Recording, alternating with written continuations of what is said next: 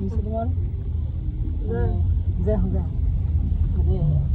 কি বলে বুঝলাম না না আছে বলতে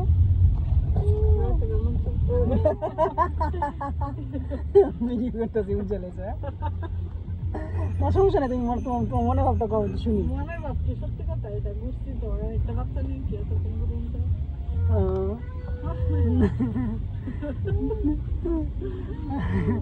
তো মালয়েশিয়া আসার পর থেকে মানে খালি করতেছে জ্যাম গা বুঝলাম না বাসা হোটেল থেকে বের হয়েছো না যে ইয়াতে যাইবা মানে ঘুরতে যাবা এই ধরনের ইয়েও তোমার জায়গা নাই খালি যাবা গা আর এটা কি বললা বাংলাদেশে মানুষ কেমনে খায় এত বছর আমার মনে হচ্ছে কয়েকদিনে 10 দিনে আমার আত্মা খোলা দিতেছে না কোন সমস্যা আর কিছু